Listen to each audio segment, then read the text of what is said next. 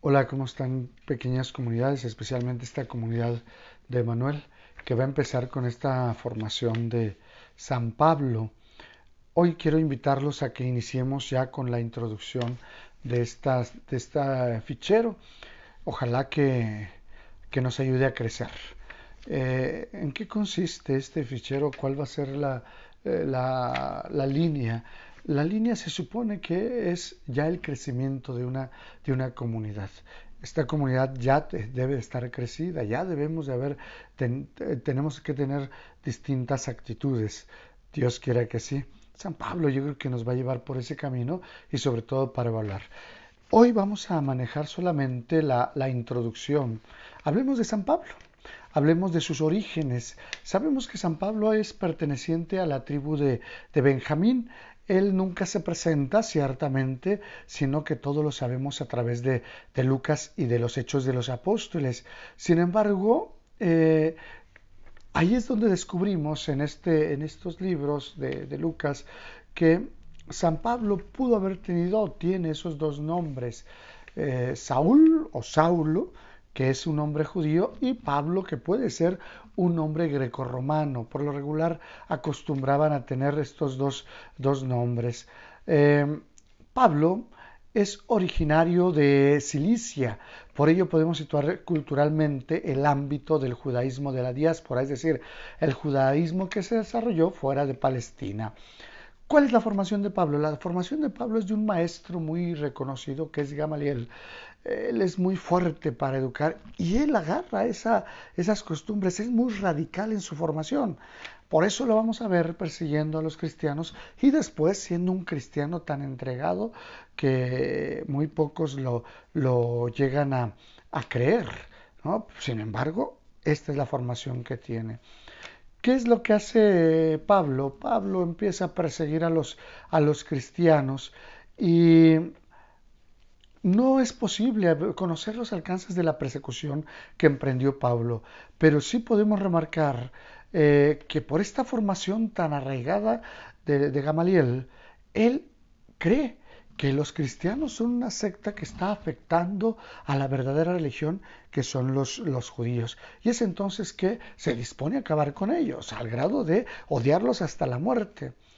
En eso viene ya la conversión de San Pablo. No vamos a entretenernos en el caballito y la caída, ¿no? Más bien vamos a hablar de qué consiste la conversión de San Pablo. La mayoría de nosotros decimos que cuando nos convertimos es porque reconocemos que somos pecadores y aceptamos el amor de Dios y nos volteamos hacia Él.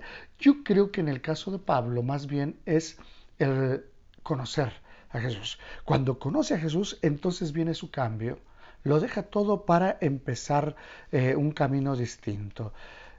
Mm, ¿Dónde podemos recurrir o dónde podemos descubrir cuando es su conversión? Igual, San Pablo no nos habla mucho de su conversión en las cartas, pero volvemos otra vez a Lucas y es ahí donde en Hechos de los Apóstoles nos van a narrar la conversión de Pablo. Es una conversión muy especial porque es a partir del encuentro con el resucitado.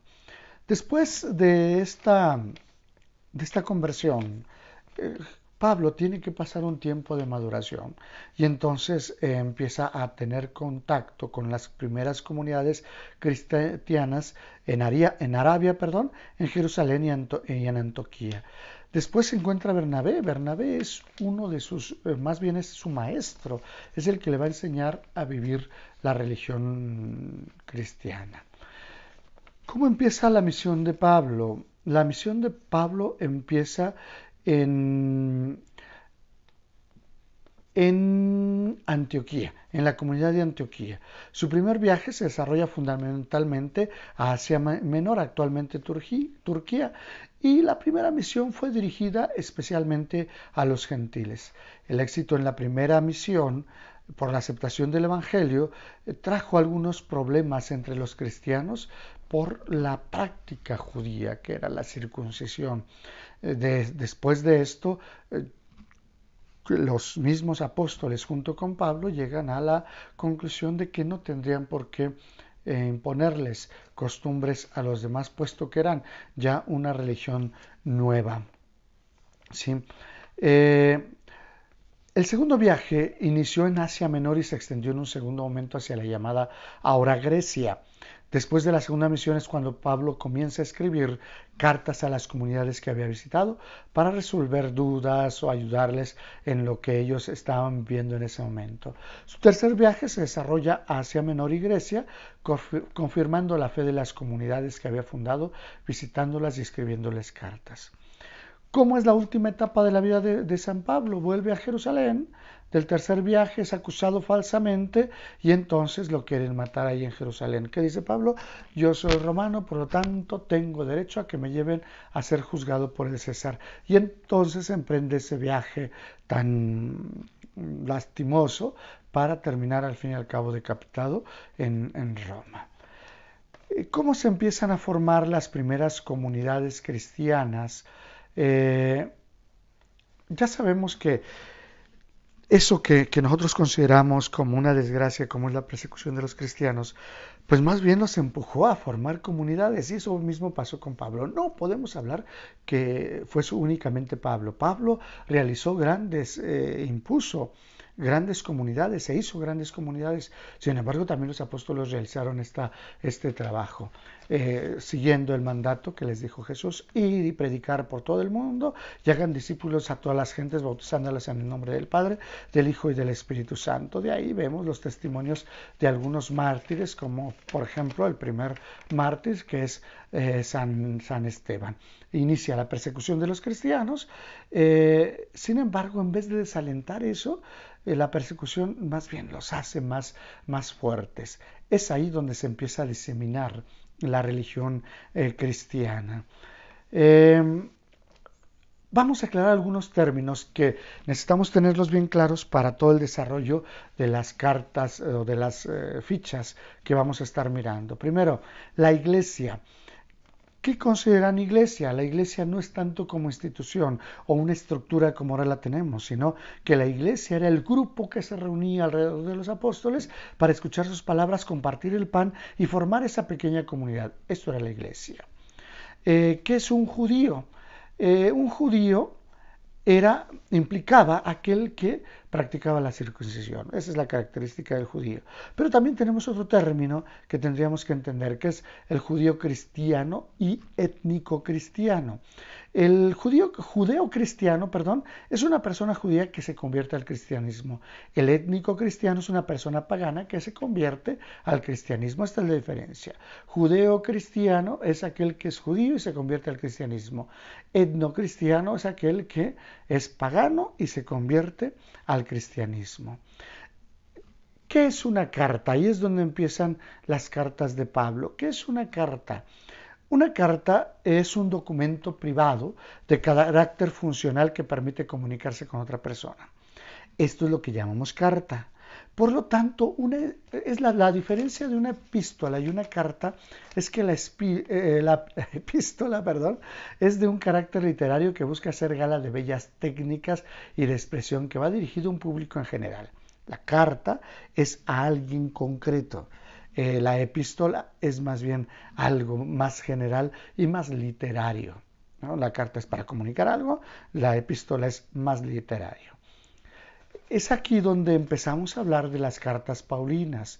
Ya dijimos que Pablo escribía cartas para aclarar dudas o para seguir con la enseñanza en las pequeñas comunidades. Aun cuando se dice cartas protopaulinas, hay algunas que no son de Pablo. Hay 13 protopaulinas, sin embargo, de esas solamente son 7 propiamente reconocidas de Pablo. ¿Cuáles son? Los Romanos 1 y 2, Corintios, Gálatas, Filipenses, Tesalonicenses y Filemón. Esas son las 7 que estamos seguros de que son de Pablo. Las paulinas, deuteropaulinas, son aquellas que no son escritas por Pablo, sin embargo son basadas en los conocimientos de Pablo. Cuando Pablo va con los discípulos empiezan a aprender y en algún momento empiezan a escribir las enseñanzas de Pablo. Y como si dijeran, como dijo Pablo, pero no lo hacían así, sino que ponían a Pablo como autor de esas cartas. ¿Cuáles son estas cartas? Dicen que hay 6 que no fueron escritas directamente por Pablo, sino por algún discípulo suyo. ¿Cuáles son? Efesios, Colosenses, Segunda de Tesalonicenses, 1 y 2 de Timoteo y Tito. La carta a los hebreos siempre se ha dicho que es una carta que no es escrita por Pablo. Bien, ¿por qué escribe Pablo a las comunidades cristianas? Bien, la primera carta que escribió Pablo es la primera de Tesalonicenses y así la expresa. Pero nosotros, hermanos, durante este breve tiempo que hemos estado separados de ustedes físicamente, mas no con el corazón, hemos deseado ardientemente poder verlos. Por eso quisimos visitarlos. Yo mismo, Pablo, lo intenté una y otra vez, pero Satanás lo impidió. En esta carta queda muy claro que Pablo quería hacerlo personalmente, sin embargo no lo pudo hacer, y entonces lo que hace es escribir cartas. Empieza con esa comunidad y se da cuenta que es una forma también de seguir evangelizando, y entonces empieza a escribir ya las cartas a las demás comunidades. Es cierto que el género epistolar jugó un papel muy importante. Ya hicimos la diferencia entre una carta y una epístola entre los primeros cristianos. Sin embargo, las cartas de Pablo buscaban fortalecer la fe y a veces eran escritas para un público concreto, una comunidad concreta de acuerdo a sus faltas de fe o desviaciones de esta. Por lo tanto, si queremos realizar una lección divina usando las cartas de San Pablo, debemos comprender, primero, el motivo que empujó al apóstol a escribir esa carta. Ser consciente de que el pensamiento de Pablo va creciendo, porque se van a dar ustedes cuenta de que de repente dice una cosa y de repente dice otra. Va creciendo, poco a poco va madurando. Lo más importante es que Pablo fue consciente desde el principio de estar transmitiendo no su palabra, sino la palabra de Dios. ¿Qué criterios vamos a tomar pues para leer las cartas de Pablo? Primero, 3 criterios para leer las cartas de Pablo. El primer criterio es el cronológico, es decir, el orden en que fueron escritas las cartas. El segundo es canónico, que hace referencia al orden en que aparecen en la Biblia. Y el tercero es el temático, que consiste en elegir algunos temas de acuerdo a los textos. Hablemos más claramente. El cronológico. Están según el orden en que fueron escritos. Sin embargo, el problema que tenemos es que muchas veces no alcanzamos a descubrir cuál fue escrito primero y cuál fue escrito después, porque como decíamos hace un momento, algunos los escribieron los discípulos. No podemos ponerlo antes, porque los discípulos fueron mucho después. Sin embargo, si son de Pablo en verdad, porque no hayan sido de los discípulos, entonces tendríamos que ponerlos en el tiempo de Pablo. Por eso es un poquito confuso si los queremos poner en término cronológico.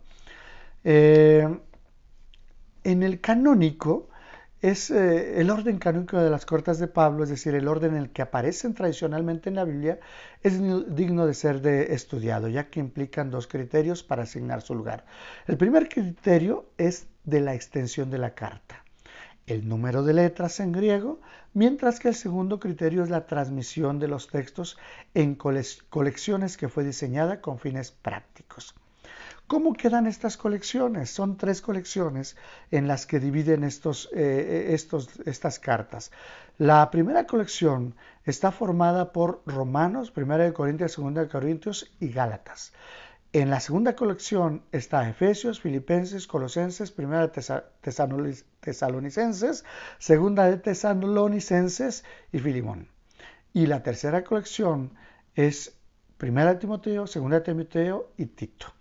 Estas es así como están organizadas las cartas, si las ponemos bajo estos criterios de extensión y de temática. La primera colección es la que llamamos las grandes cartas de Pablo, que son Romanos, 1 de Corintios, 2 de Corintios y Gálatas. La tercera colección está formada por las llamadas cartas pastorales. Y la segunda colección, más compleja, de la primera y la tercera, recopilan diferentes cartas, 1 y 2 de Tesalonicenses, las llamadas cartas de la cautividad, ya que en estas se presentan a Pablo escribiendo desde la prisión.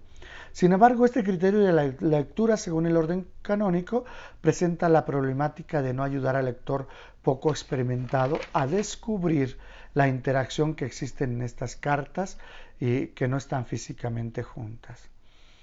El otro criterio del que hablamos ya es el temático.